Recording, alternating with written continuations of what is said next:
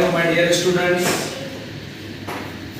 Today we are going to discuss about models. It is one of the most important grammatically part. आज जो आप सीखने जा रहे हैं, आज मॉडल सीखने जा रहे हैं कि वो इंग्लिश ग्रामर में का एक बहुत ही इम्पोर्टेंट चैप्टर है कि पहले देखते हैं कि इंग्लिश में टोटल मॉडल्स कितने हैं और इसका यूजेस क्या है और कॉमन एरर्स कैसे बनता है, ये तमाम सारी चीज़ें यहाँ आज आप इस वीडियो के अंदर मॉडल्स डिस्कस करने जा रहे हैं। तो सभी छात्रों से निवेदन है कि प्लीज शांति बना के रखें। अभी देखते हैं मॉडल्स। पहले ध्यान देना है कि मॉडल्स होता क्या है। हाँ, मॉडल्स टोटल होते कितने हैं और मॉडल्स का कानून क्या है। अभी आप देखते हैं कि इंग्लिश में कुल मिलाकर मॉडल्स 10 है। There are 10 models in the language of English grammar. English grammar के अंदर कुल मिलाकर 10 मॉडल है। 11 नहीं, 11 है तो काटो, सिर्फ कितने हैं 10 है। चलो देखते हैं 10 कौन से हैं। Can, could, may, might, shall, should, will, would, must, ought to. These are 10 models in the language of English grammar. English में कुल मिलाकर 10 मॉडल है। 10 कौन से हैं? Can, could, may, might, shall, should, will, would, must, ought to. ये कुल मिलाकर इंग्लिश में मॉडल 10 होते हैं। 10 के आगे 11वां नहीं होता है। और बात ध्यान में रखना है, मॉडल्स का कोई पास्ट टेंस नहीं होता है, सिर्फ मॉडल्स का एक पास्ट सेंस होता है। मॉडल्स का कोई पास्ट फॉर्म नहीं होता है, सिर्फ मॉडल का पास्ट सेंस सिर्फ डायरेक्ट में से इनडायरेक्ट स्पीच करते समय इसका सेंस होता है। यहाँ पर कोई इसका सेंस नहीं होता है। अभी इसका एकदम इसका स्ट्रक्चर, अगर आपको मॉडल्स का स्ट्रक्चर पता चला, लिखने में, बात करने में, स्पीकिंग करने में बहुत ही आसान होता है। With the help of structure you can make a thousand of sentence, you can speak fluency, so don't forget. चलिए देखते हैं कि इसका स्ट्रक्चर होता क्या है।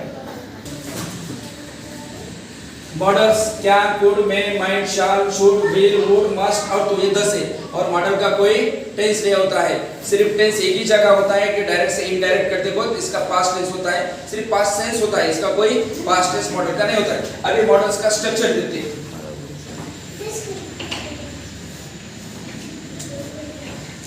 Subject, any models plus V1 plus O, ये मॉडल का स्ट्रक्चर है। पहले बच्चे इस तरफ ध्यान दो।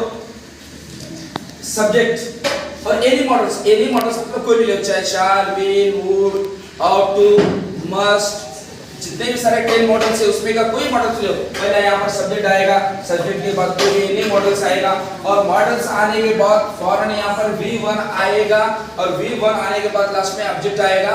ये मॉडल का स्ट्रक्चर है। अगर यही कहीं अगर स्ट्रक्चर देखा तो ये 100% राइट है। अगर इसके अंदर गलतियां कहां पर होती, अगर मानो या मॉडल्स की जगह V2 रहा गलत और V3 रहा गलत, अगर V4 रहा गलत, तो मॉडल आने के बाद फौरन ही उसके बाद V1 आएगा। अगर ऐसा कहीं अगर आपको स्ट्रक्चर अगर दिखाई दे रहा तो वही से स्ट्रक्चर है। अगर इसके अंदर अगर गलती पकड़ना है आपको, मॉडल्स के बाद V2 आया रॉन्ग, मॉडल्स के बाद V3 आया रॉन्ग, मॉडल्स के बाद V4 आया ये रॉन्ग। ये कॉमन एरर्स बनाते समय पहले बच्चे ध्यान देना। अभी कुछ एग्जांपल की जरिए से समझ सकते हैं। कुछ एग्जांपल लिखते हैं। I can sing a song। हम यहाँ पर देखो पहले बच्चे आया के बाद क्या एक मॉडल है और क्या के बाद फौरन ही यहाँ पर V1 आया, I can sing a song। अगर मानो यहाँ अगर संग आ रहा तो सेंटेंस गलत, यहाँ अगर आपका सिंगिंग आ रहा सेंटेंस गलत, तो सीधा क्या आना चाहिए मॉडल के बाद V1 ही आएगा। V2 wrong, V3 wrong, V4 wrong, V5 wrong, तो सीधा कोई भी मॉडल के बाद यहाँ पर V1 ही आएगा। इस बात को आपको भूलना नहीं है। फिर आगे और दूसरी बात है बेटा, ध्यान में रखना। ये तो पहला कंसेप्ट हुआ, ये फर्स्ट कंसेप्ट। सेकंड कंसेप्ट ये बोलता है कि सेंटेंस में एक ही बार अगर मॉडल आया, एक सेंटेंस में दो मॉडल नहीं आ सकते, एक ही सेंटेंस में एक ही बार मॉडल आ सकता है। अगर दो सेंटेंस अगर एक जगह अगर आए तो सेंटेंस को कॉमन एरर्स बन जाएगा। तो ये बात का ध्यान में रखना है। और